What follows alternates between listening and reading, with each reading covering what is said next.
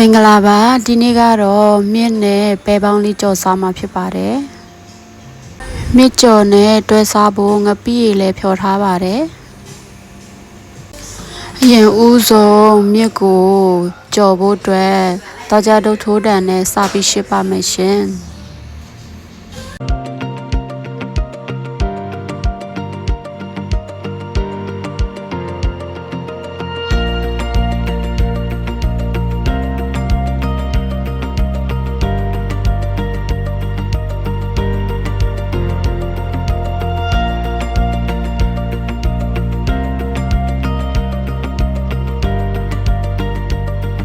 ရှစ်ပြီးတော့လို့ရှိရင်အရသာလေးနဲ့မှာပေါ့နော်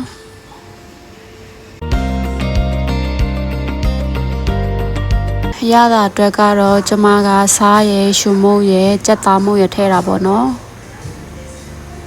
ပြီးလို့ရှိရင်မြည့်အသားတွေကိုပေါ့နော်အရသာလေးဝင်အောင်နဲ့ပေးလိုက်မယ်ရှင်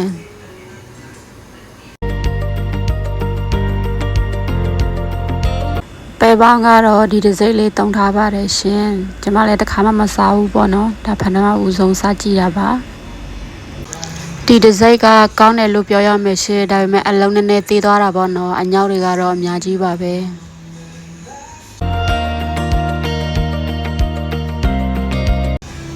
စားပြီးကြော်ပါတော့မယ်ရှင်အရင်ဦးဆုံးစီထဲမယ်ပြီးရင်စနုမုံနဲ့ငယ်လေးထဲမှာပေါ့နော်နောက်ပြီးတော့ထောင်ထားတဲ့ကြက်သွန်နီကြက်သွန်ဖြူကိုထည့်မယ်ကြက်သွန်နီကြက်သွန်ဖြူမွေးလာတဲ့ဒီခဏလေးကြော်ပေးလိုက်မှာပေါ့နော်ပြီးလို့ရှိရင်ရှစ်ထားတဲ့မြက်ကိုထည့်မယ်ပြီးရင်ထပ်ပြီးတော့သမအောင်မွေပေးလိုက်မယ်ရှင်မြက်ရဲ့အနက်လေးမွေးလာတဲ့ဒီထပ်ပြီးတော့ကြော်ပေးလိုက်ပါမယ်စီကတော့ကျမနည်းနည်းလေးထည့်ထားတာပေါ့နော်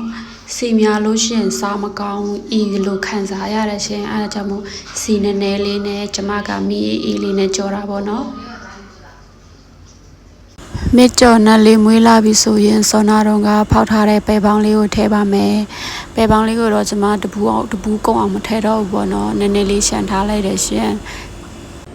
နောက်ကျရင်ကျမကထမင်းနဲ့ကြော်စားဖို့ပေါ့နော်အဲဒါကြောင့်မို့နည်းနည်းချန်ထားလိုက်တယ်ပြီးလို့ရှိရင်ပဲပေါင်းနဲ့မြစ်ကိုသမအောင်ထပ်မွေပေးလိုက်ပါမယ်အရသာလေးနည်းနည်းလောက်မြင်ကြည့်မယ်ရှင်အရသာကနည်းနည်းပေါ်နေတဲ့အတွက်ကြောင့်မို့လို့ကျမကစားလေးနည်းနည်းထပ်ထည့်ပါတယ်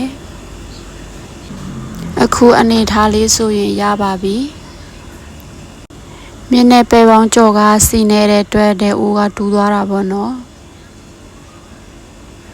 သူ့ရဲ့အရန်ဟင်းလေးကတော့ဘူးဒီပြုံးတဲ့ငပိရည်ပေါ့နော်စီကနေလွန်းလို့တဲ့အိုးတူးသွားပါတယ်